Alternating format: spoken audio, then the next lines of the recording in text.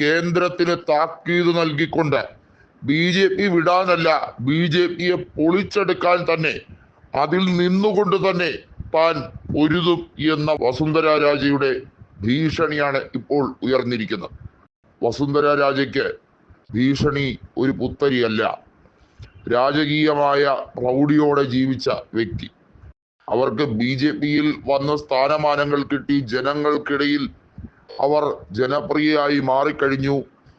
തന്നെ വേണ്ട വിധത്തിൽ എല്ലാ രീതിയിലും കൈകാര്യം ചെയ്തു വിടാമെന്നാണ് BJPയിലെ ചില യുവ നേതാക്കൾ വിചാരിക്കുന്നതെങ്കിൽ അത് സ്വപ്നം മാത്രമാണ് എന്ന് ബോധ്യപ്പെടുത്തിക്കൊണ്ട് അർജുൻ റാം മേഘ്വാളിനെയും ഗജേന്ദ്ര സിംഗ് ഷെഖാവത്തിന്റെയും പേര് പറയാതെ പറഞ്ഞുകൊണ്ട് വസുന്ധര തീരുമാനിച്ച് ഉറപ്പിച്ചിരിക്കുകയാണ്.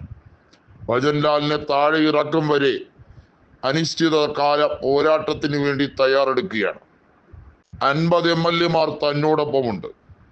താനൊന്ന് വിരൽ ഞൊടിച്ചാൽ മന്ത്രിസഭ താഴേക്ക് വീഴും.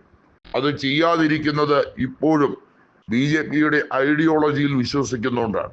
അല്ലാതെ മോദിയും അമിത്ഷായും വിചാരിക്കുന്നിടത്ത് കാര്യങ്ങൾ നീക്കും എന്ന് തോന്നുകയേ വേണ്ട. അങ്ങനെയാണെങ്കിൽ ലോക്സഭയിൽ മുഴുവൻ സീറ്റും ജയിക്കണമല്ലോ, ജയിച്ചില്ലല്ലോ എന്ന വസുന്ധരയുടെ ചോദ്യത്തിന് പ്രസക്തി ഏറുകയാണ്. കോൺഗ്രസ് പാളയത്തിലാണെങ്കിൽ സച്ചിൻ പൈലറ്റിന് ജനകീയത കൂടി വരുന്നു. അശോക് ഗെഹ്ലോട്ട് ഇനിയൊരു ഊഴത്തിന് കാത്തിരിക്കാൻ തയ്യാറാകില്ല.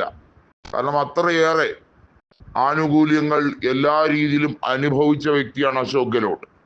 സച്ചിൻ പൈലറ്റിനെ ഒരു ചതിയനായി ചിത്രീകരിക്കാൻ ഗെഹ്ലോട്ട് നന്നേ പാടുപെട്ടു എന്നുള്ളത് എടുത്തു പറയേണ്ടതാണ്. എന്നാൽ പൈലറ്റ് കോൺഗ്രസിനോടുള്ള ഉത്തരവാദിത്വം കൊണ്ട് അദ്ദേഹത്തിനെ വ്യക്തിപരമായി അപമാനിച്ചപ്പോഴൊക്കെ അദ്ദേഹം മാറി നിൽക്കുകയും കേന്ദ്ര നേതാക്കളുടെ നിരന്തരമായിട്ടുള്ള സമ്മർദ്ദത്തിന് വഴങ്ങി അദ്ദേഹം PCC അധ്യക്ഷ സ്ഥാനവും ഉപമുഖ്യമന്ത്രി സ്ഥാനവും എല്ലാം ഉപേക്ഷിച്ച് വെറും ടോങ്ക് നിയോജക മണ്ഡലത്തിലെ MLA മാത്രമായി നിൽക്കുകയാണ് ചെയ്തത്.